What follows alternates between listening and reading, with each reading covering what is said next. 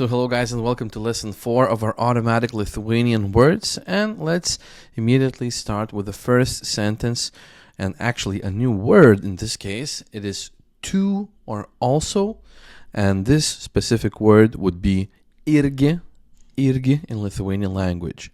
Irgi, right? Irgi. So to also, that would be irgi, okay? So how would you say I also want to go there? Now, as always, you have all the ingredients. If you have to, press pause and answer after, you have figured out how to answer, right? And only then just hear the correct Lithuanian sentence, okay? So how would you say, I also want to go there? I also want to go there. Aš irgi noriu eiti ten, right? Aš irgi noriu eiti ten, or aš irgi noriu ten eiti. You can do it both ways, right? Aš irgi noriu eiti ten, aš irgi noriu ten eiti. If you want to have both verbs close together, you can do that. That's why I'm putting it this way sometimes, so that you can understand that this is one of the versions that you can use, okay? Yeah, so I also want to go there. Aš irgi noriu eiti ten. Or aš irgi noriu ten eiti. Now, you also want to go there.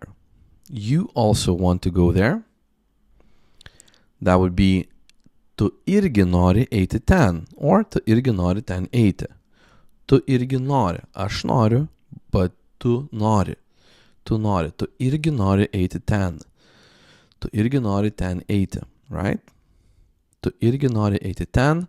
Tu irgi nori ten eiti. Now, do you also want to go there tomorrow? Do you also want to go there tomorrow? This is a long sentence, but we have all the ingredients we need to say it correctly. Do you also want to go there? Tomorrow even, right? Do you also want to go there tomorrow? Ar tu irgi nori eiti ten rytoj?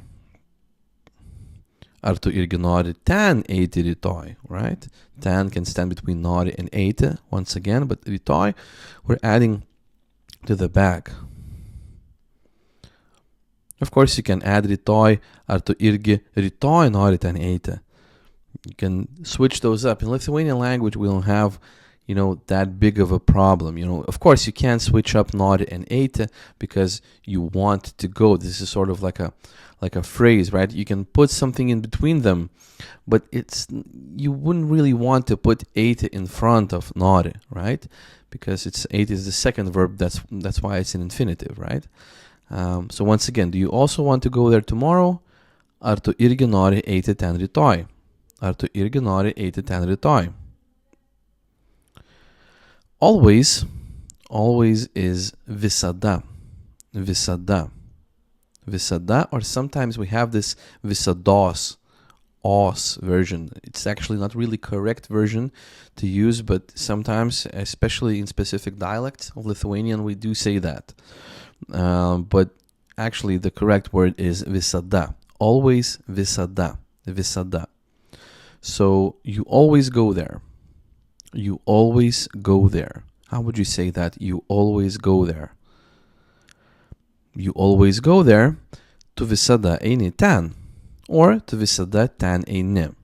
Right? Just remember that this ten, usually in the spoken language, we put it before the verb, right? As I said, or in between two verbs, we can put it.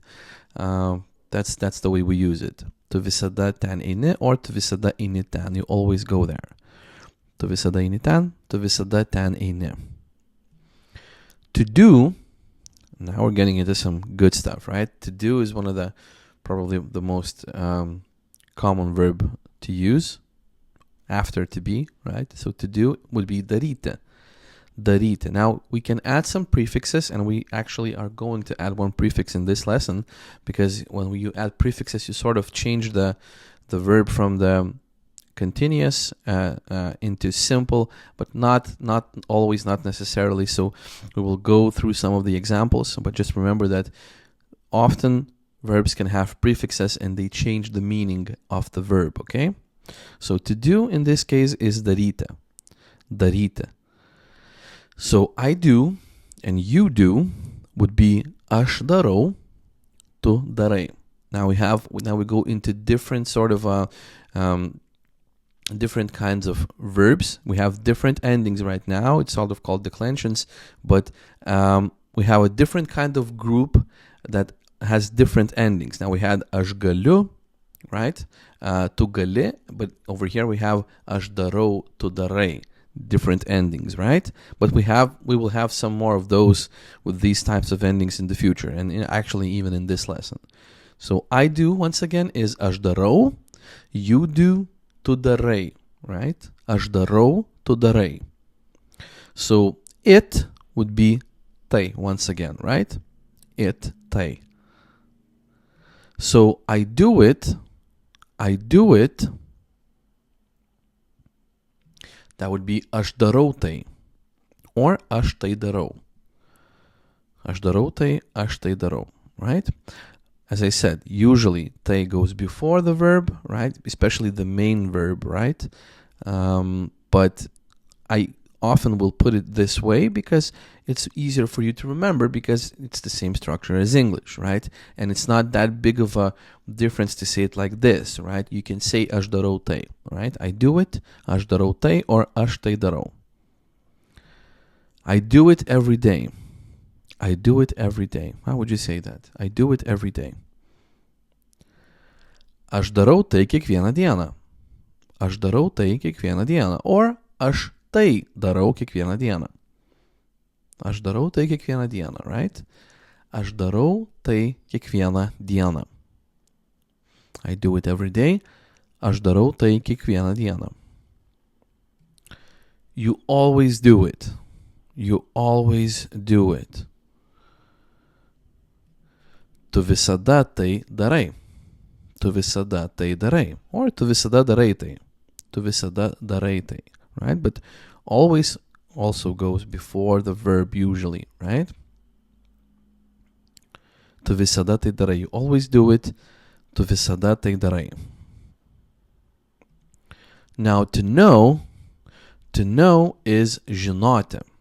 Žinoti. To know, žinoti. So I know and you know, these are going to be the endings that are more closer to daryti, right? Žinoti, daryti. So it's aš darau, tu darai.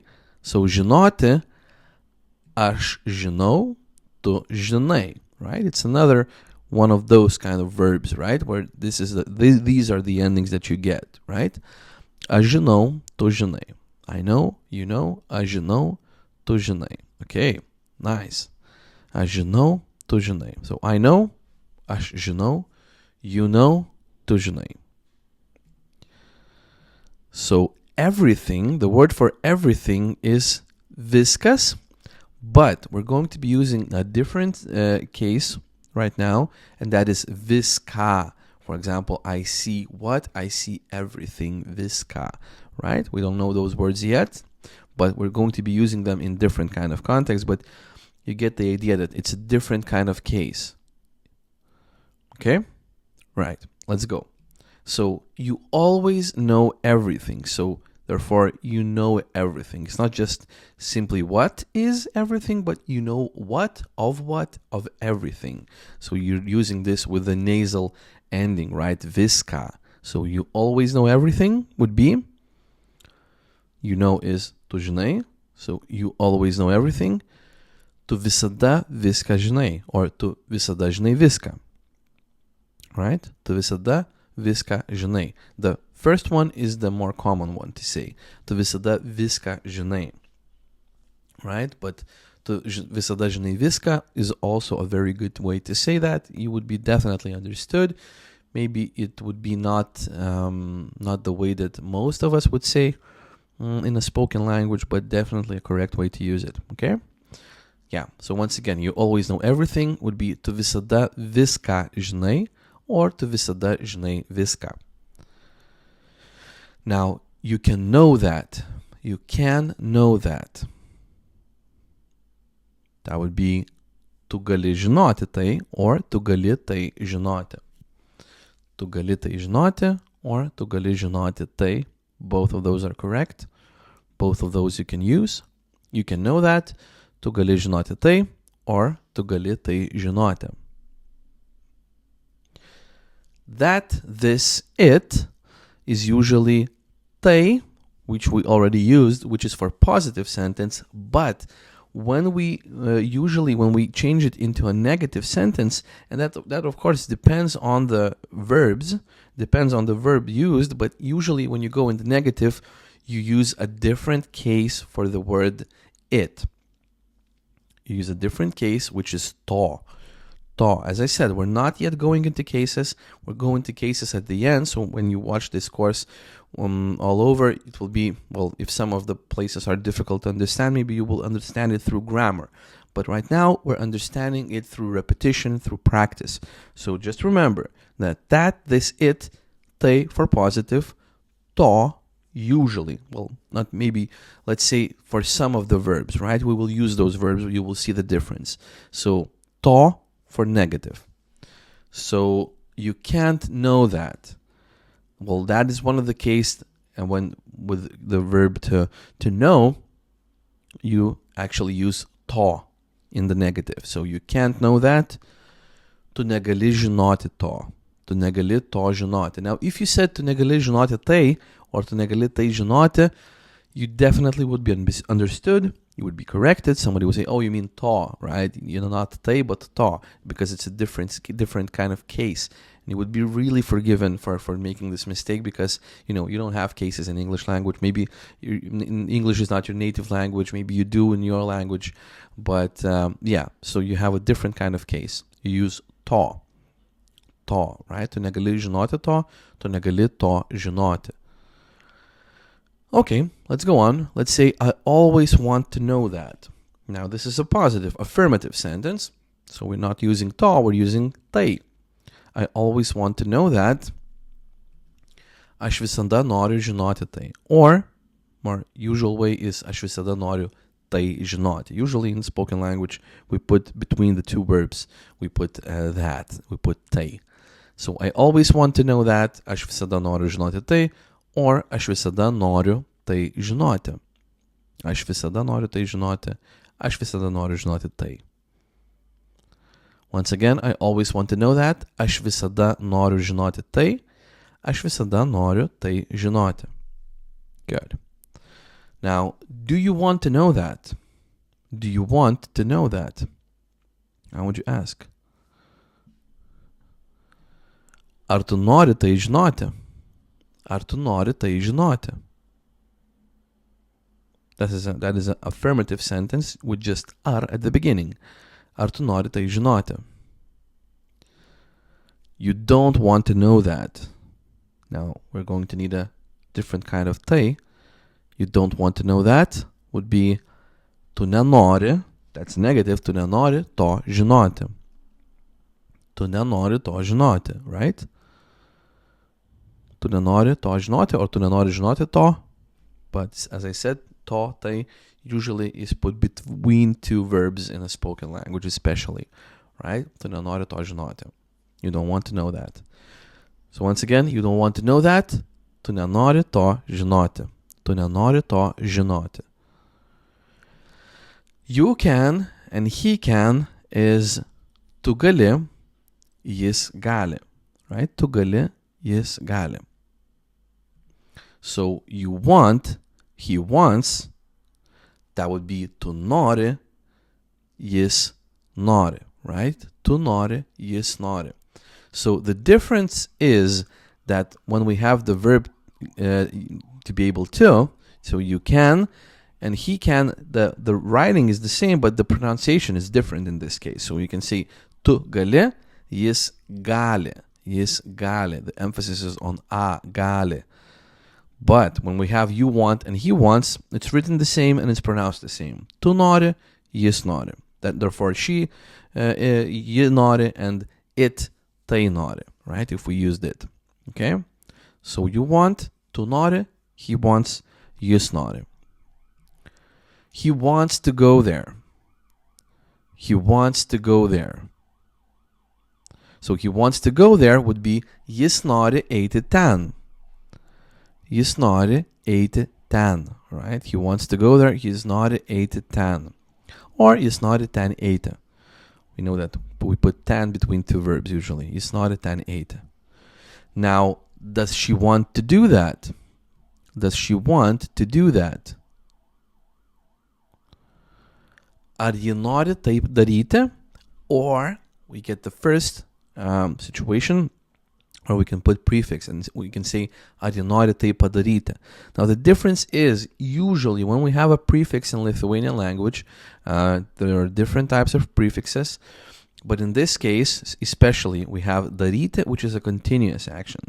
Does she want to be doing it, right? And padaryti, does she want to actually do it, like finish up? So without the prefix, you emphasize the continuation, well, just the doing of the action. Padaryti, that's the finishing of the action, that's the completion of the action, okay? So does she want to do that? Ar ji nori tai daryti? Or ar ji nori tai padaryti? You can do that. You can do that. Therefore, you're able to accomplish it. You're able to complete this action. Tu gali tai padaryti. Or tu gali padaryti tai. We can add a tai at the end, but we know that between two verbs, right? I will be I'm always trying to repeat that to you, to remind that to you. Okay, so don't be too angry at me for repeating myself. So you can do that would be tu gali tai padaryti, or tu gali daryti padaryti tai. Tu gali padaryti tai, tu gali tai padaryti, right? Can you do that? Can you do that? Ar gali tai padaryti? Ar gali tai padaryti? I can remove tu, right? Ar gali tai padaryti? And we usually then do that in spoken language, right? We remove, if we can, we remove it. Ar gali tai padaryti? This will come with practice, therefore that's why we're doing various situations and various structures and forms of sentences, right? Ar gali tai padaryti? Ar gali tai padaryti?